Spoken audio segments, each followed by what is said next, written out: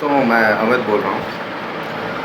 अभी 1-2 दिन पहले मैंने एक वीडियो आपका फेसबुक पे अपलोड किया था और उस पे विभिन्न तरह की प्रतिक्रियाएं मुझे सुनने को मिली। इसमें कुछ लोग गालियां दे रहे हैं और कुछ लोग ये भी बोल रहे हैं कि ये पाकिस्तान का कैसे है,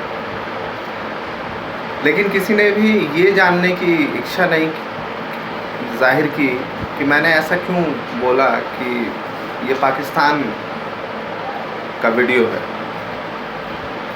मैं पाकिस्तान नहीं गया था, ये दिल्ली की ही सड़कें हैं। आप सब लोगों ने देखी होंगी, जिन जिन लोगों तक मेरा वीडियो पहुंचा होगा, कि दिल्ली के नंबर की बसें चल रही थी, दिल्ली के नंबर की गाड़ियां चल रही थी। तो पाकिस्तान इसमें कहाँ से आया? पाकिस्तान आया ऐसे कि जब मैं स्कूल के दिनों में था और स्कूल जब मैंने क्लियर किया और अपना ग्रेजुएशन में एडमिशन लिया, उसके बाद धीरे धीरे समझ में आने लगा कि राजनीति में क्या हो रहा है, किस तरह से काम होता है, क्या बोला जाता है और क्या एक्चुअल में होता है। तो जब मैं कॉलेज तो नहीं गया, मैं तो डिस्टेंस लर्निंग से किया था, यहीं दिल्ली यूनिवर्सिटी से। पढ़ाई में बहुत तेज़ था, इसलिए कॉलेज जा नहीं पाया। तो कहना मैं ये चाह रहा था आपसे कि जब मैं ग्रेजुएशन अपना कर रहा था, तब भी आनंद विहार एक जगह है दिल्ली में, जो दिल्ली के लोग होंगे वो जानते होंगे। वहाँ पर एक ISBT है। तो उस ISBT में मेरा रोज़ाना आना जाना था। मैं एक कोर्स कर रहा था, उसके दौरान मुझे रोज़ाना बस लेनी पड़ती थी। उस समय मेट्रो नहीं थी उस रूट पर।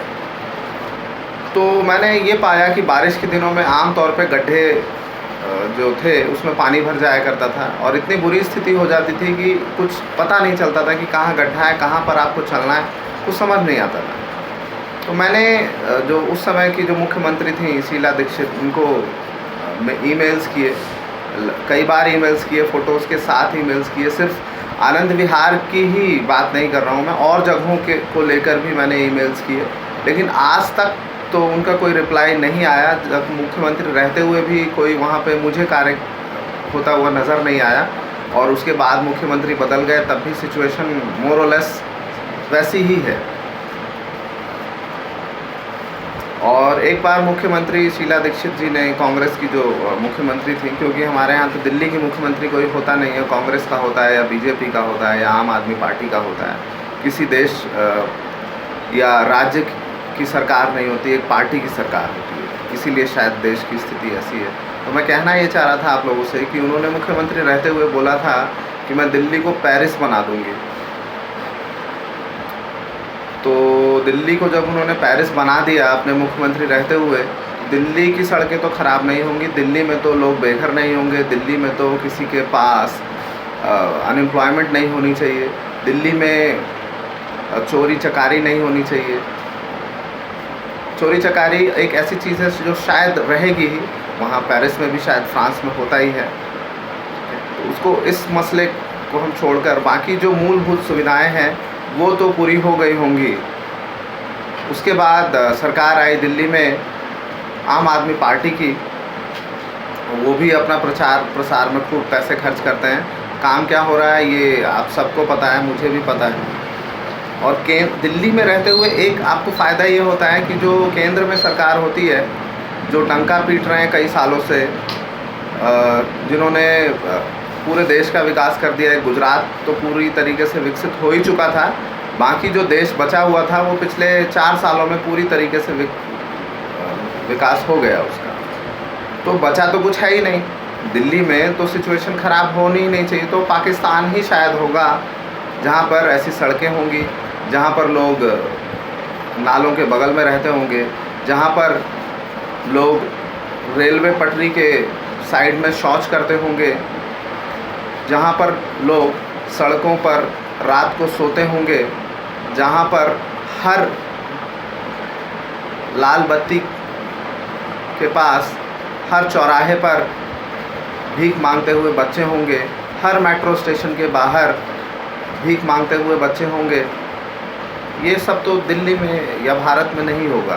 क्यों? क्योंकि ये जो हमारी पार्टियां हैं, राजनीतिक पार्टियां जिनकी सरकारें रही हैं और हैं, वो पूरा भारत तो विकास कर चुके हैं। तो अगर विकास हो चुका है तो ये सिचुएशन तो नहीं होनी चाहिए, और अगर है तो वो पाकिस्तान है, भारत नहीं है। ये आप लोगों की ही भाषा में बोल रहा हूँ। तो इसी वजह से मैंने लिखा था कि recorded while coming from Pakistan. तो किसी ने ये जानने की कोशिश नहीं की, किसी ने मुझसे ये नहीं पूछा कि आपने ऐसा क्यों बोला, बल्कि मुझे गालियाँ दी। मुझे ये बोला कि अब आप समझ लीजिए क्या गालियाँ होती हैं। ठीक है, उन गालियों से मुझे फ़र्क नहीं पड़ता। फ़र्क इससे पड़ता है कि कितने हम इग्नोरेंट हैं, कितनी आसानी से इन राजनेताओं की बातों में आकर अपने देश को और खोखला करते जा रहे हैं और सिचुएशन को ख़राब करते जा रहे हैं, और ऐसी स्थिति को हम बढ़ावा दे रहे हैं जिससे कोई लाभ नहीं होने वाला है, बल्कि हम और उल्टी दिशा में जाते जा रहे हैं। पार्टी चाहे कोई हो, सिचुएशन हमारी जस की तस है। तो आप लोगों से बस मैं इतना कहना चाहता हूँ, आप सवाल पूछना शुरू करिए। जब तक सिर्फ सुनते रहेंगे यही सिचुएशन रहेगी। भारत बदलना है तो आपको सवाल पूछना होगा, नहीं पूछेंगे तो यही स्थिति रहेगी। आपको ही मैं कह रहा हूँ, आप लोगों को ही कह रहा हूँ, हाँ आपको ही। सिचुएशन बदलनी है तो आपको बदलना पड़ेगा, सवाल पूछने पड़ेंगे। सवाल पूछेंगे तो जवाब मिलेगा, जवाब मिलेगा तो आपको पता चलेगा कि एक्चुअल में क्या हो रहा है, एक्चुअल में क्या होना चाहिए आपके देश में। क्या यही होना चाहिए? क्या इतने ही रेप होने चाहिए आपके देश में? क्या इतनी ही चोरी डकैतियाँ होनी चाहिए? क्या इतने ही बच्चे रोज़ाना मरने चाहिए? क्या इतने ही लोग बेघर होने चाहिए? क्या इसी तरह किसान आत्महत्या करते रहने चाहिए? क्या लेबर की स्थिति ऐसी ही रहनी चाहिए? क्या सिर्फ उद्योगपतियों को ही हक है अपना जीवन बेहतर बनाने का? अगर इन सब का जवाब आपके पास हाँ है तो मेरा सल्यूट है। बाकी दिमाग आपके पास भी है, विवेक आपके पास भी है, उसका इस्तेमाल करिए। धन्यवाद। जय हिंद।